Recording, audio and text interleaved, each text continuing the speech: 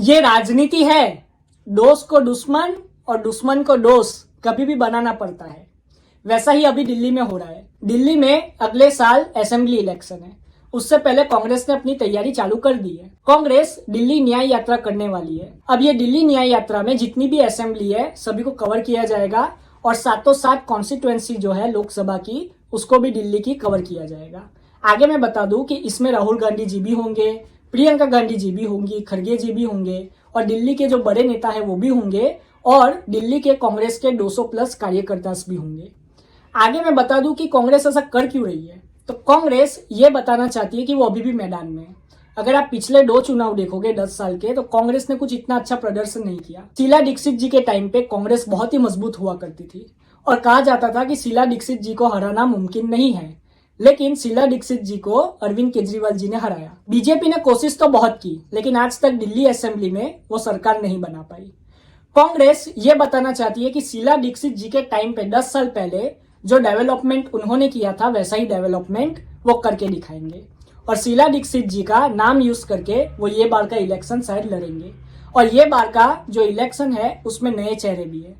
आगे मैं ये बता दूं कि कांग्रेस के जितने भी दिग्गज नेता है दिल्ली के वो सब के सब आम आदमी पार्टी पे टूट पड़े हैं और वो ये कह रहे हैं कि आम आदमी पार्टी करप्टेड पार्टी है, भ्रष्टाचारी पार्टी है। और मैं यहाँ पे ये कह दूं कि आम आदमी पार्टी इंडिया अलायंस का हिस्सा है। मतलब लोकसभा चुनाव में आम आदमी पार्टी और कांग्रेस ने साथ में मिलकर चुनाव लड़ा था। अगर आम आदमी पार्टी भ्रष्टाचारी है तो कांग्रेस क्यों उसके साथ मिलकर चुनाव लड़ी 2024 का लोकसभा का। अब लेकिन जैसे मैंने कहा कि राजनीति में कोई दोस्त या कोई दुश्मन नहीं होता, वक्त वक्त की बात है। दिल्ली में अगर आपको चुनौती देनी है तो एक ही पार्टी को दे सकते हो जो कि है आम आदमी पार्टी जो कि रूलिंग में है और फिर आती है बीजेपी। अब तीसरी कांग्रेस क्यों आती है, क्योंकि 10 साल पहले कांग्रेस की बहुत ही अच्छी पकड़ हुआ करती थी दिल्ली में, इसीलिए कांग्रेस अपना पूरा जोर तो लगा रही है। लेकिन कांग्रेस मुझे नहीं लगता कि ये बार भी कुछ खास कर पाएगी।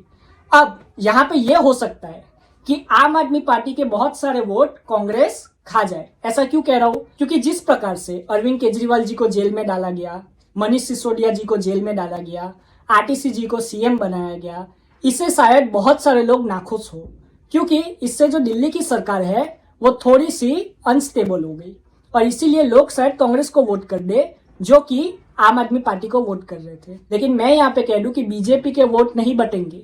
बीजेपी के जो वोट है वो बीजेपी को ही मिलेंगे। इसीलिए आप लोकसभा में देख लो 7 कॉन्स्टिट्यूएंसी है दिल्ली में, 7 कॉन्स्टिट्यूएंसी लोकसभा की बीजेपी जीत गई। उसने क्लीन स्वीप कर दिया। ना कांग्रेस जीत पाई ना आम आदमी पार्टी जो कि रूलिंग में वो जीत पाई। इसीलिए दिल्ली न्याय यात्रा राहुल गांधी जी और कांग्रेस निकाल रही है। अब दिल्ली न्याय यात्रा जो है वो भारत जोड़ो यात्रा से इंस्पायर है और वो भारत जोड़ो यात्रा जैसी होगी। दिल्ली न्याय यात्रा में कांग्रेस जो अपना बेस है वो वापस मजबूत करना चाहेगी, वो अपनी पकड़ और मजबूत करना चाहेगी और वो चाहेगी कि पहले जो कांग्रेस थी वैसी कांग्रेस वापस दिल्ली में बनाई जाए। इसीलिए प्रियंका गांधी जी को भी उतारा जाएगा मैदान में। ऐसा मैं क्यों कह रहा हूँ, क्योंकि प्रियंका गांधी जी को महिला वोटर्स को खींचना है, इसीलिए महिला वोटर्स के लिए प्रियंका गांधी जी को उतारा जाएगा और खड़गे जी और राहुल गांधी जी जो है वो दूसरे वोटर्स पे ध्यान देंगे और वो ये ध्यान देंगे कि दिल्ली में आने वाले इलेक्शन में वो ज्यादा से ज्यादा सीटें नहीं, वो ज्यादा से ज्यादा वोट परसेंटेज ला सके, क्योंकि कांग्रेस का जो मेन मोटिव होगा वो वोट परसेंटेज पे होगा। क्योंकि कांग्रेस भी बहुत अच्छे से जानती है कि दिल्ली में वो सरकार तो नहीं बना पाएगी जब तक आम आदमी पार्टी और बीजेपी का झगड़ा है, लेकिन कांग्रेस किंग मेकर तो बन सकती है ना। अगर हंग असेंबली आ जाती है तो कांग्रेस किंग मेकर बन सकती है।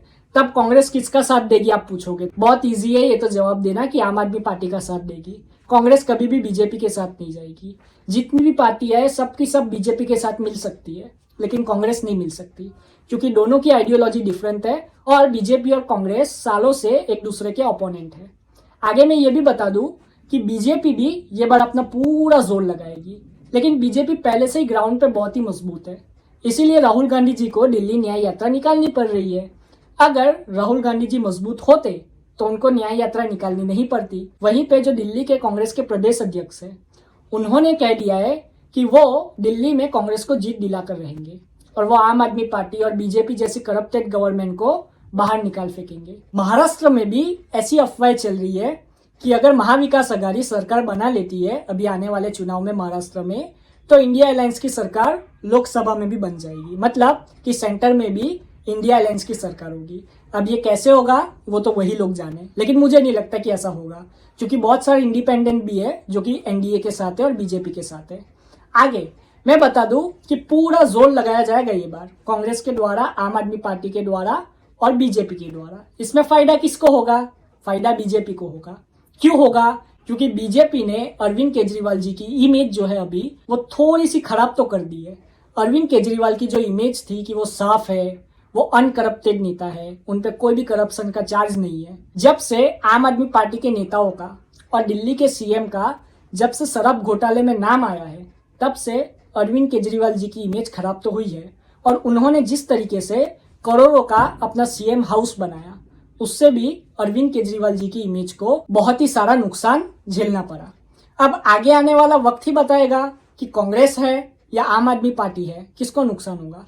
लेकिन मैं मानता हूं कि 10 साल में कांग्रेस ने बहुत ट्राई किया दिल्ली में, लेकिन सरकार किसकी आई? आम आदमी पार्टी की। और आम आदमी पार्टी के वोटर्स कभी भी कांग्रेस में नहीं गए।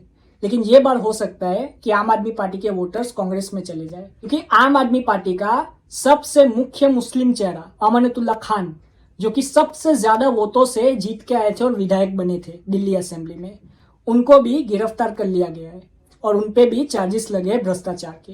तो अब शायद हो सकता है कि आम आदमी पार्टी से खिसक के मुस्लिम वोटर्स जो है वो कांग्रेस में चले जाए, और कांग्रेस यही चाहेगी कि वो बीजेपी हो या आम आदमी पार्टी हो, किसी ना किसी के तो वोट काट के रहे। आप अपनी राय कमेंट में जरूर बताएं। जय हिंद।